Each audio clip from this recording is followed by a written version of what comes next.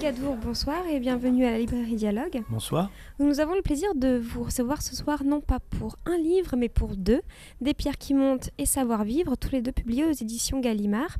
Alors, Des pierres qui montent, une sorte de recueil, un journal en fait, de notes prises d'événements passés dans la rue ou bien au fil de vos lectures, et Le Savoir-vivre, un roman. Pourquoi avoir choisi de publier ces deux ouvrages le même jour ? Parce qu'au départ, c'était un seul et même livre. C'est-à-dire que l'idée initiale, c'était de publier un journal dans lequel un récit se serait développé à l'intérieur, un peu comme on a un feuilleton quand on achète un quotidien dans la presse. Et j'avais commencé comme ça pour l'année 2008, donc avec l'idée de mettre l'histoire qui est devenue ensuite Savoir-vivre à l'intérieur du journal.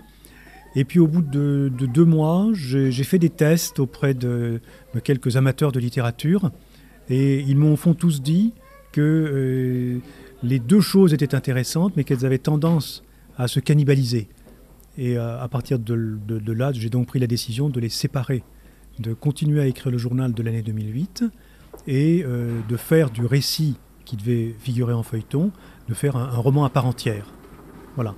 Et puis les deux manuscrits ont été prêts en même temps. Et il s'est trouvé simplement que Gallimard a accepté de publier les deux en même temps. Alors dans Les pierres qui montent, vous mêlez des notes sur vos lectures et des notes prises de conversation en fait, que vous entendez dans le métro, dans la rue. Est-ce que c'était important pour vous de mêler justement la littérature au quotidien ? Au fond, c'est mon activité. C'est-à-dire que généralement dans une journée, le matin, j'écris jusqu'à quand même un bon début d'après-midi. Et ensuite, je sors, je pars un peu à la chasse.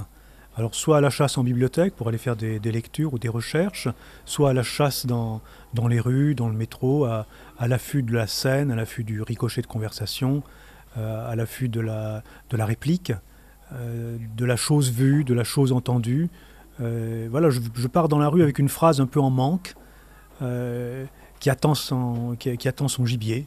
Et des fois, je reviens bredouille, d'autres fois, je reviens assez content d'avoir trouvé quelque chose.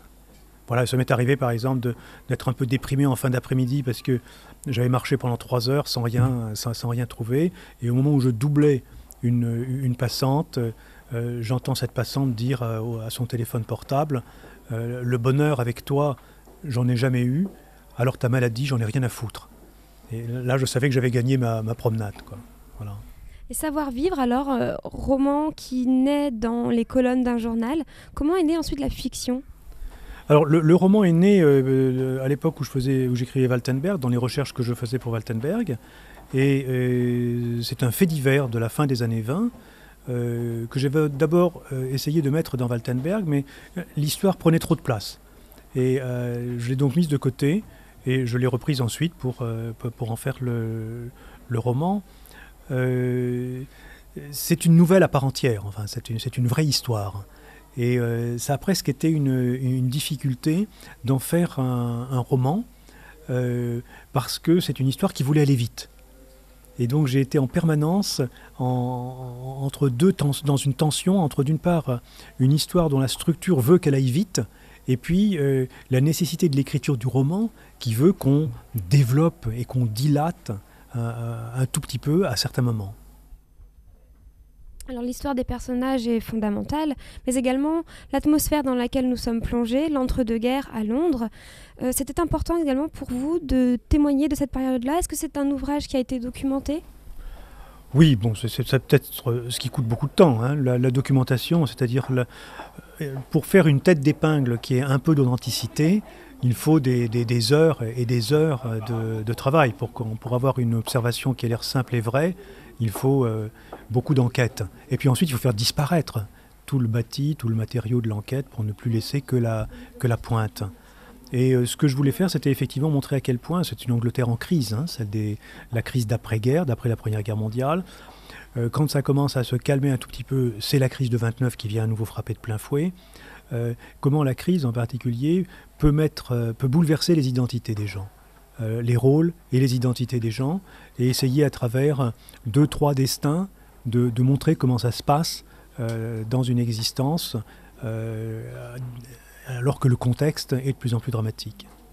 C'est vrai qu'il est vraiment question donc, de quête identitaire, de rôle, de place, de rôle à jouer dans cette société. Et également question de la montée du fascisme à Londres dans les années 30. Était-ce important pour vous de revenir justement aux origines de ce mouvement ?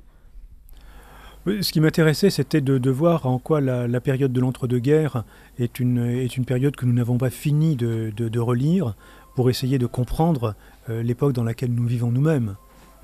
Donc il importe surtout de lutter contre l'amnésie et de réactualiser en permanence ce qui s'est passé